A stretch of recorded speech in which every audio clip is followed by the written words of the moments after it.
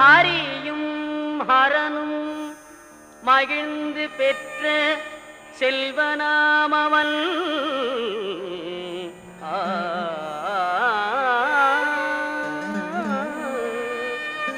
ஆதி பராசக்தி மகிழ் மைந்தனாமவன்.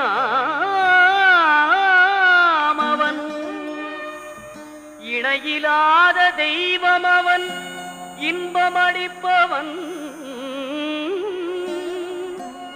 ஈடில்லாத சபரிமலை வாழும் எங்கள் ஐயப்பன்.